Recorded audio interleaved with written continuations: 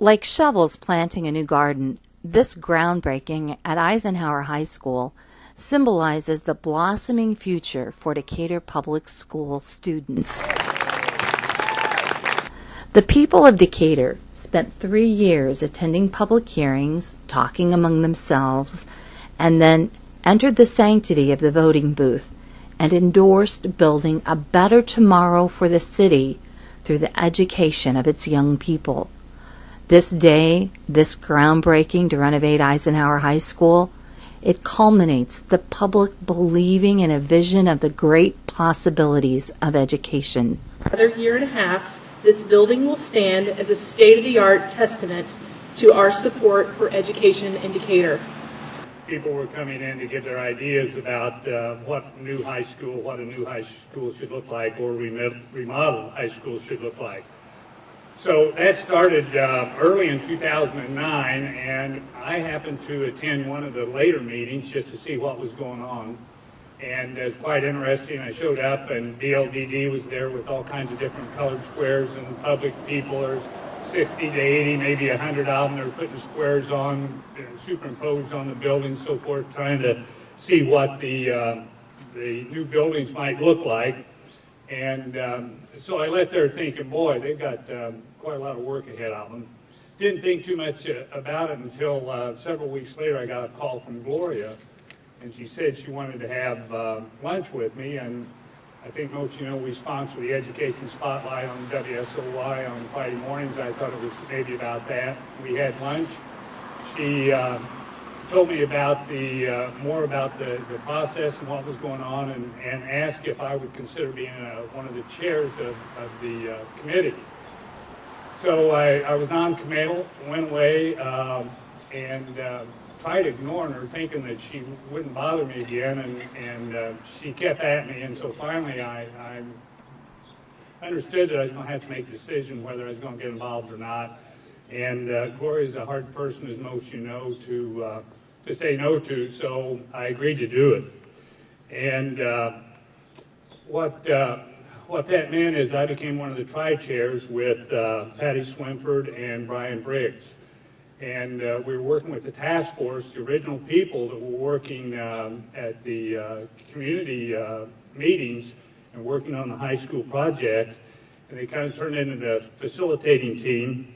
And we started working and said, you know, hey, we've got to come up with a plan here. So we started working on a plan. The first thing we thought we needed a name for the committee, and we came up with Decision for Decatur.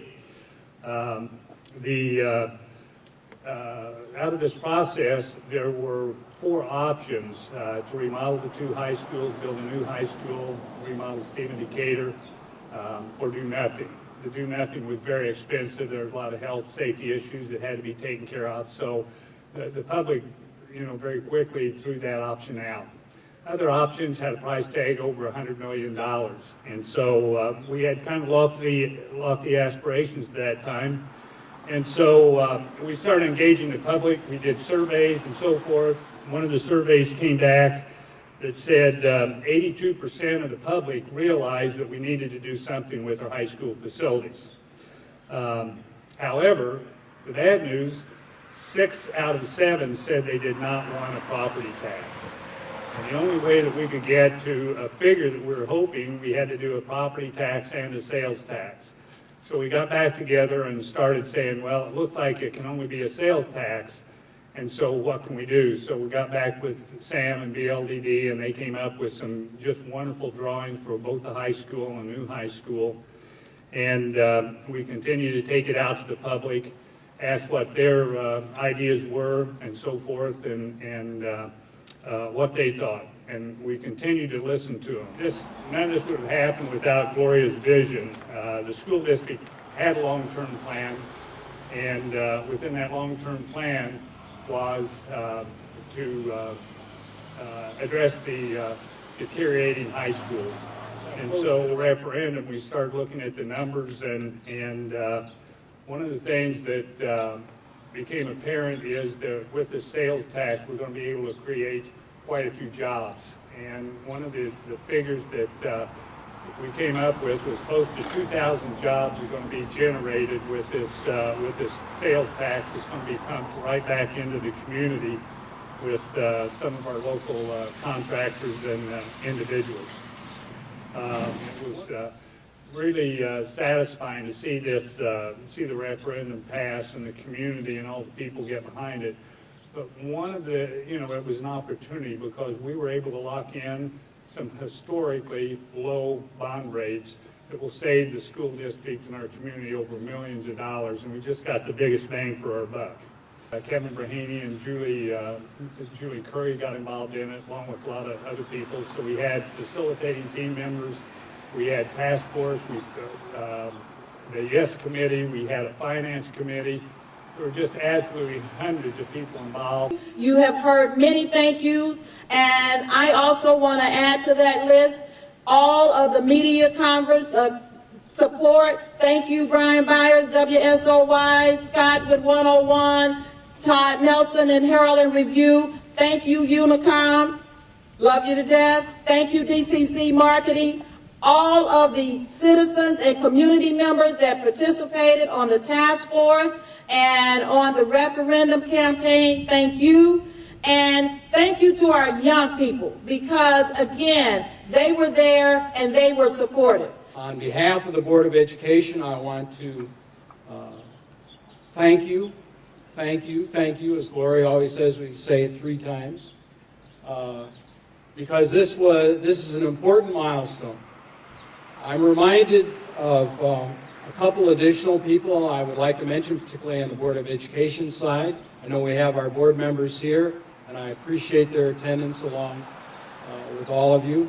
But also Dr. Jan Mondernach, who was on the board for many years, D.R. Roberts, were very supportive of this effort to redo our buildings.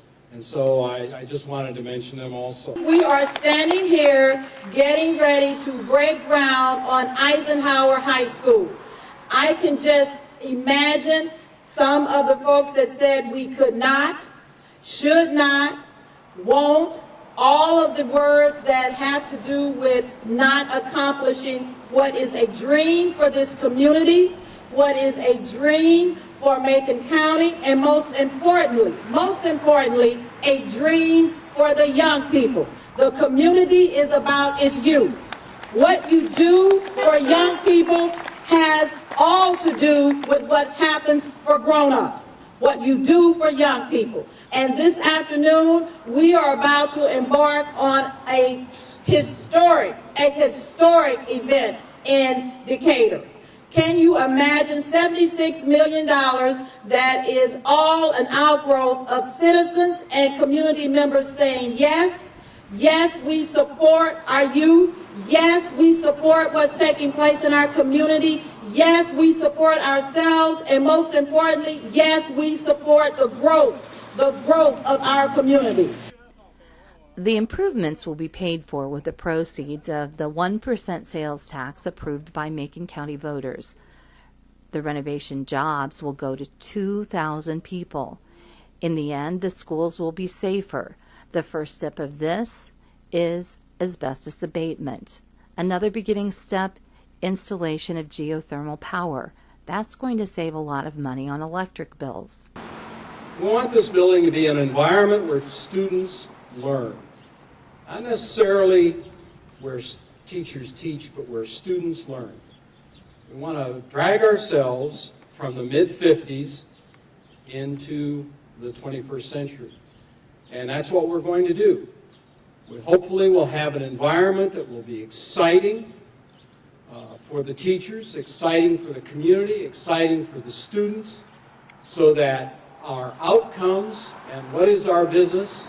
Business is educating young people. And we want our outcomes to be better, and we want an environment that will support that outcome. Just as a house does not equal a home, making a school building a center of learning requires that something extra. Renovations will help put to rest so-called factory-style learning. That's the old concept that students are like pieces on an assembly line and the teachers are the factory workers who assemble the bright citizens of the future. Now educators know not all students learn alike, and the renovated building will accommodate what's known as differentiated learning. That's the idea that doing right by students means teaching them different ways, the ways the different students learn best, and that can vary from young person to young person. The building will make that possible. Students will no longer sit in lines at desks while teachers write on chalkboards. Students won't simply take notes from PowerPoints in darkened rooms while teachers lecture. We're going to do our level best to make sure not only the improvement of the facilities, but the continued improvement of what happens inside the facilities is our #1 priority. When our students went to play other teams across the Illinois state and throughout the whole United States, they came back talking about what their schools look like. And one of it, I still remember this, "Superintendent, why can't we have that?" And I said, "You know what? You will. You will." It is about positive thinking. It is about knowing that you can accomplish whatever you set your mind and heart to accomplish. And that is what today is about. We're getting ready to break ground on a school that is going to look like, I repeat, look like no other school in Macon County. Do you hear what I'm saying? It's going to look like no other school in Macon County. You're going to have 2-story libraries that we're going to call information commons. You're going to have a 2-story cafeteria that we're going to call a student commons. We're going to have small learning communities that have student engagement and project-based learning as its focus. If nothing else, we're going to have air conditioning. On and on and on.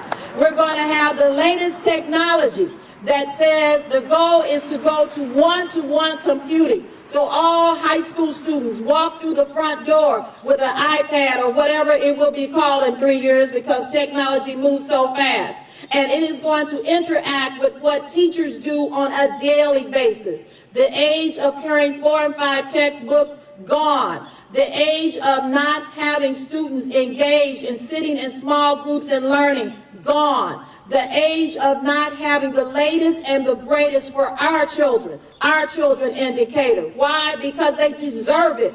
Our kids deserve the best. And that is what we are getting ready to break ground on. The best for our young people, the best for our community, the best in the state of Illinois and across the country. I am very proud and very full to know that this has been accomplished. I thank again the citizens of Macon County and especially Decatur for passing on the first ballot, a referendum to improve our schools. Thank you for caring. Thank you for showing your support. Thank you for having the heart and the will to do the right thing. This is about doing the right thing, and that's how communities thrive. It's going to be long. It's going to take your support. It's not just the support of the Board of Education, not just the support of administration.